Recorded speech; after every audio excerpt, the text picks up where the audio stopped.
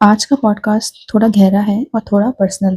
क्या कभी आपने फ़ील किया है कि आप बहुत मेहनत कर रहे हो, पूरी जान लगा रहे हो, बट लाइफ़ की गाड़ी आगे बढ़ने का नाम ही नहीं ले रही? एक ही जगह रुक गई है, जैसा सब कुछ है, अच्छी जॉब, अच्छे दोस्त, फैमिली, बट फिर भी अंदर से एक जगह खालीपन है।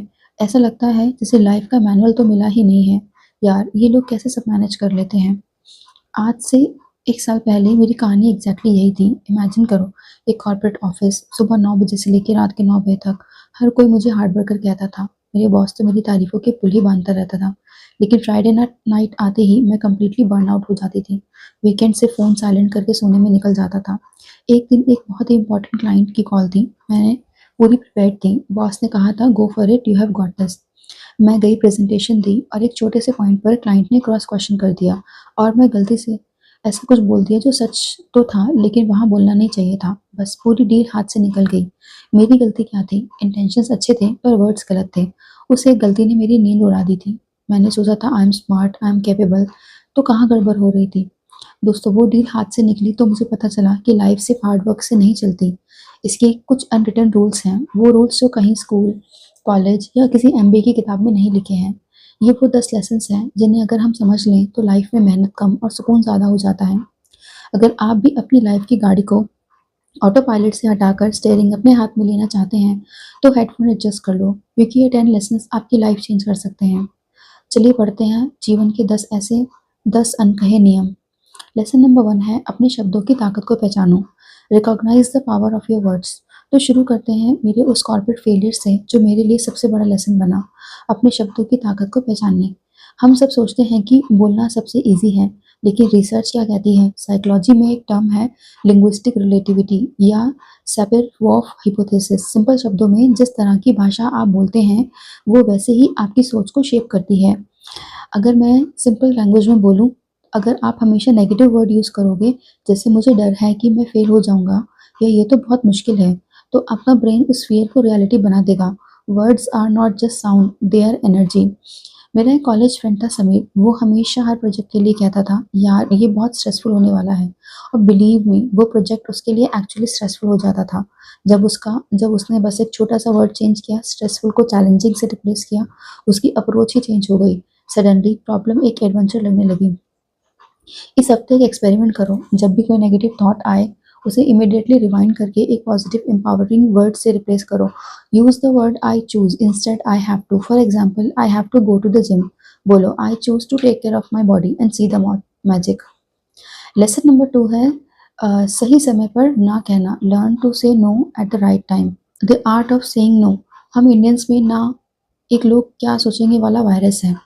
हम यस मैन बन जाते हैं। क्यों? क्योंकि हमें डर लगता है कि सामने वाला ऑफेंड हो जाएगा या हमें सेल्फिश समझेगा। लेकिन रिसर्च ये रिवील करती है कि जो लोग नेचुरली ना कहना जानते हैं, उनकी रिस्पेक्ट लॉन्ग टर्म में ज़्यादा होती है, क्योंकि जब आप ना कहते हैं, आप बेसिकली कह रहे होते हैं, मेरा टाइम और मेरी एनर्जी इंपॉर्टेंट है और मैं उसे रैंडमली वेस्ट नहीं करूँगा। आपने हाँ तो बोल दिया, लेकिन कॉलेज के काम के लिए, दोस्त की पार्टी के लिए, और वो भी तब जब आपको अपने सबसे इम्पोर्टेंट काम करना था। रिजल्ट, आपका काम अधूरा रह गया और आपका स्ट्रेस लेवल हाई हो गया। You traded your priority for someone else convenience. तो सोल्यूशन क्या है कि ना कहने का मतलब रूड होना नहीं है। इसका एक फॉर्मूला है, द सैंडविच टेक्निक।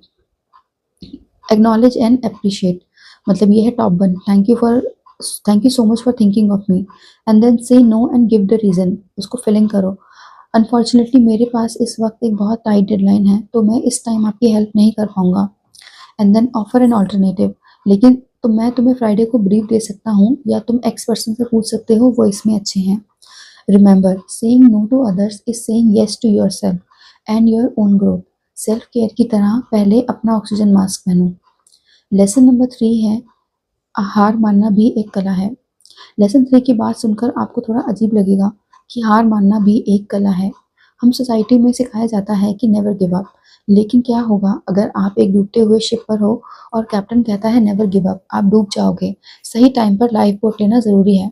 साइकोलॉजी में इसे संकिन कॉस्ट फैलेसी कहते हैं। जब हम किसी प्रोजेक्ट, रिलेशनशिप या बिजनेस में बहुत सारा टाइम, पैसा और इमोशन लगा चुके होते हैं, तो हम उसे बंद नहीं करते। क्यों? क्योंकि हमें डर लगता है कि पिछला इन्वेस्टमेंट वेस्ट हो जाएगा। फॉर एग्जांपल मेरी एक रिलेटिव थी रश्मि, वो 8 साल से एक बिजनेस कर रही थी जो हर साल लॉस दे रहा था। She was an excellent cook but the location was bad. उसने 8 सालों तक ठीक करने में निकाल दिए सिर्फ इसलिए कि मैंने इतना टाइम दिया है। जब उसने फाइनली वो बंद किया और अपना केटरिंग स्टार्ट की तो वो 6 महीने में डबल प्रॉफिट कमा रही थी। अपनी लाइफ की किसी भी फेज में, जॉब, रिलेशनशिप, प्रोजेक्ट में ये सवाल पूछो कि अगर मैं नए सिरे से शुरू कर रही हूँ तो क्या मैं इसमें फिर से इन्वेस्ट करता। अगर जवाब नो हो तो हिम्मत रखो और उस चीज़ को ग्रेसफुली थैंक यू बोलकर छोड़ दो। आगे का रास्ता अपने आप खुल जाएगा। Surrender is not defeat, it's a strategic direction. Lesson number 4 है सही लोगों से जुड़ें, कनेक्ट विद राइट पीपल। आप जानते हैं ना, एक फेमस कोट है, you are the average of 5 people you spend the most time with. ये कोई मोटिवेशनल कोट नहीं है दोस्तों, ये साइंटिफिक रियलिटी है। आपकी इनकम, आपकी हेल्थ, आपका माइंडसेट, सभी उन्हीं 5 लोगों का एवरेज होगा। हम अपनी लाइफ में बहुत सारे एनर्जी वैम्पायर्स को अलाउ कर देते हैं। वो लोग जो हमेशा नेगेटिव बात करते हैं, हमेशा कंप्लेन करते हैं और आपके सपनों का मजाक उड़ाते हैं, उनके साथ टाइम बिताकर उनकी नेगेटिविटी को अब्जॉर्ब कर लेते हैं। एक बार मैं बहुत अच्छे मूड में जिम जा रही थी। रास्ते में एक फ्रेंड मिला और उसने 15 मिनट तक बस अपनी जॉब्स, सरकार और ट्रैफिक की कंप्लेन की। जब मैं जिम पहुंची तो मेरा सारा मोटिवेशन खत्म हो चुका था क्योंकि उसने मेरी एनर्जी ड्रेन कर दी थी ऑलरेडी। अपने सोशल सर्कल को ऑडिट करो, एक लिस्ट बनाओ और लिखो कौन आपकी एनर्जी चेंज करता है और कौन ड्रेन करता है। दूसरा काम है कॉन्शियसली एनर्जी गिवर के साथ टाइम स्पेंड करो। वो लोग जो आपसे आगे हैं, जो आपको इंस्पायर करते हैं और जो एक्शन ओरिएंटेड हैं, उनकी कंपनी आपको ऑटोमेटिकली ऊपर खींचेगी। Invest in your network, it's your net worth. Lesson number 5 है धैर्य और समय का महत्व, मतलब the value of patience and time. हम सब इंस्टेंट ग्रेटिफिकेशन की दुनिया में जीते हैं। एक क्लिक किया और पिज्जा आ गया, एक स्क्रॉल किया और न्यूज़ मिल गई। इसलिए हम एक्सपेक्ट करते हैं कि सक्सेस भी इंस्टेंट ही मिलेगी। लेकिन फ्रेंड्स, लाइफ नेचर के रूल्स पर चलती है और नेचर में पेशेंस ही सब कुछ है। तो बैम्बू ट्री लेसन याद रखो, एक बैम्बू का बीज बो दो। बोने के बाद साल तक जमीन के ऊपर कुछ नहीं दिखता। फार्मर रोज उसे पानी देता है, खाद डालता है, सब उसे पागल कहते हैं। फिर 5th ईयर में वो बैम्बू हफ्ते के अंदर फीट बढ़ जाता है। वो फीट की ग्रोथ 6 हफ्ते में नहीं हुई, वो ग्रोथ 5 साल की रूटीन का रिजल्ट है। हम महीने महीने मेहनत करते रहते हैं और रिजल्ट नहीं मिलता तो हम गिव अप कर देते हैं। हम रूटीन फेज में ही क्विट कर देते हैं। अपने बड़े गोल्स को छोटे डेली प्रोसेसेस में डिवाइड करो। प्रोसेस ओवर आउटकम फोकस करो। रोज एक छोटा स्टेप लो, फिर एक धैर्य जर्नल बनाओ। हर हफ्ते उसमें लिखो कि आज मैंने कौन सा छोटा काम किया जो मेरे फ्यूचर के रूट्स को मजबूत करेगा। Consistency is the real magic. Time is your best friend and use it wisely.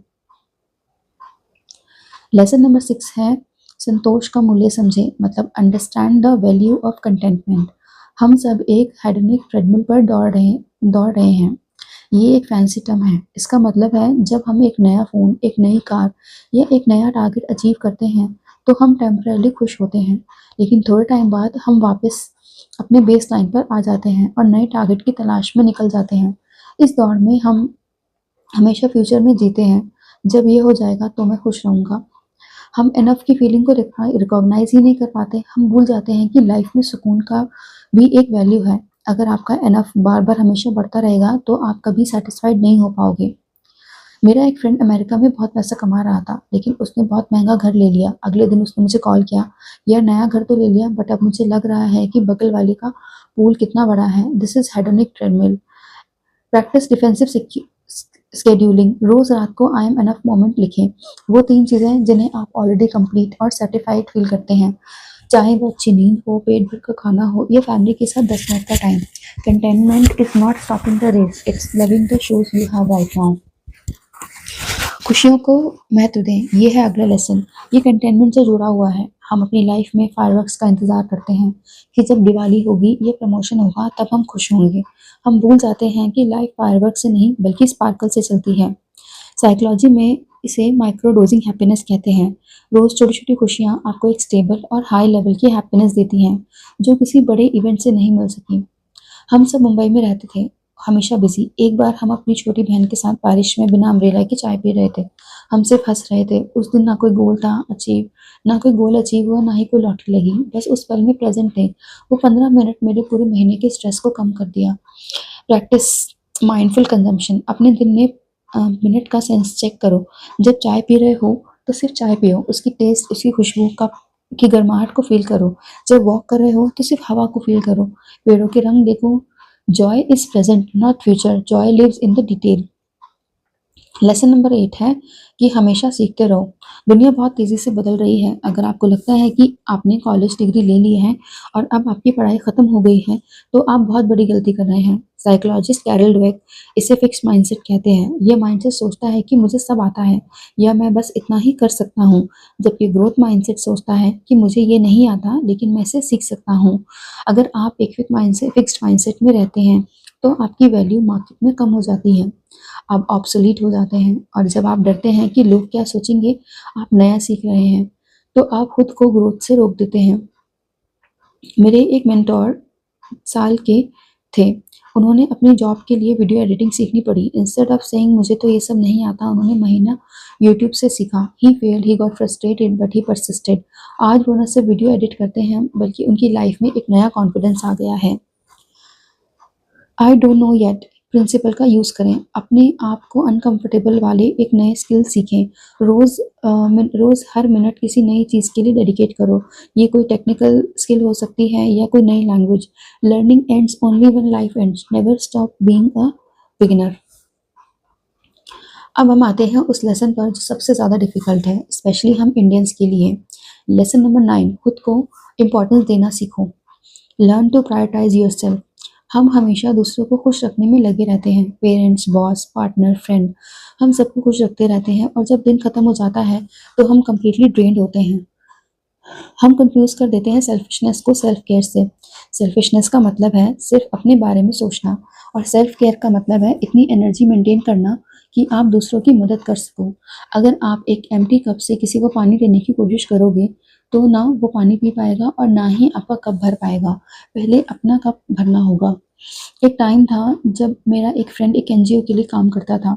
दिन भर काम और बिना ब्रेक के। कुछ महीनों के बाद वो इतना बीमार हो गया कि 1 महीने तक बेड पर पड़ा रहा। उस महीने उसने किसी की हेल्प नहीं की और उसने रियलाइज़ किया कि खुद ही टूट गया हूँ, तो मैं आगे के मिशन पे कैसे ही जा पाऊँगा। रोज़ 10 मिनट का मी टाइम स्लॉट शेड्यूल करें जिसे आप नो ना बोल पाएँ और ये नॉन नेगोशिएबल होना चाहिए। ये जिम हो सकता है, मेडिटेशन हो सकता है, वॉक हो सकती है या बस खिड़की के बाहर देखना हो सकता है। जब आपको कोई फ़ोन आए तो कह दो कि I am busy with an important meeting. That is the meeting is with yourself. Self care is not luxury, it's a fuel. और आखिर में लेसन नंबर 10, विनम्रता और कृतज्ञता, मतलब एम्ब्रेस ह्यूमिलिटी एंड ग्रैटिट्यूड। जब आप इन सारे लेसन पर काम करते हैं और सक्सेस मिलना शुरू हो जाती है तो सबसे बड़ा खतरा है ईगो। हम भूल जाते हैं कि हमारी सक्सेस सिर्फ हमारी मेहनत नहीं है, उसमें हमारे पेरेंट्स का सेक्रीफाइस है, फ्रेंड का सपोर्ट है, गॉड्स की ब्लेसिंग है और टाइमिंग का और लक भी है। रिसर्च कहती है कि ग्रैटिट्यूड सिर्फ एक अच्छी फीलिंग नहीं है, ये आपके ब्रेन को लिटरली रीवायर करती है। ये आपको नेगेटिविटी बायस से हटाकर पॉजिटिविटी पर फोकस करवाती है, जिससे आप कामर और हैप्पियर रहते हैं। एक बहुत ही बड़े इंडस्ट्रियलिस्ट थे। जब उन्होंने अपनी पहली फैक्ट्री खोली थी तो वो लोगों के सामने खड़े हुए थे और कहा कि आज मैं यहाँ इसलिए खड़ा हूँ क्योंकि आप सब हैं, इस फैक्ट्री का पहला प्रॉफिट हम सबके नाम। उनकी ह्यूमिलिटी ने उनकी टीम को इतना इंस्पायर किया कि वो सालों तक उनके साथ लॉयल रहे। अब आप डेली ग्रैटिट्यूड जर्नल ज़रूर लिखें। सुबह और रात की चीज़ें लिखें जिनके लिए आप थैंकफुल हैं और जब कोई हेल्प करे तो सिर्फ थैंक यू नहीं, I appreciate you and your effort बोले। Always remember, the higher you go the softer you speak. तो फ्रेंड्स, ये थे वो 10 लेसन जो किसी किताब में नहीं लिखे, ये जीवन के अनकहे नियम हैं। हमने सीखा कि अपने शब्दों को कैसे चेंज करें, ना कहना कितना ज़रूरी है और छोटी खुशियाँ और धैर्य की वैल्यू क्या है। याद रखिए, लाइफ एक मैराथन है, स्प्रिंट नहीं। आपको हर दिन परफेक्ट नहीं होना है, बस हर दिन थोड़ा सा बेटर बनना है। अगर आज के इस पॉडकास्ट को आपको सिर्फ एक भी लेसन पसंद आया हो तो उसे आज से ही अपनी लाइफ में इम्प्लीमेंट करना शुरू कर दें, क्योंकि knowledge without action is just entertainment. अगर आपको ये पॉडकास्ट पसंद आया हो तो इस वीडियो को लाइक ज़रूर करना and yes, I am ready to change comment box में ज़रूर लिखना और कमेंट में बताना कि आपका सबसे फेवरेट लेसन कौन सा है एंड सब्सक्राइब करना मत भूलना। मिलते हैं नेक्स्ट टाइम, तब तक keep learning, keep growing and keep living a life with intentions. Thank you.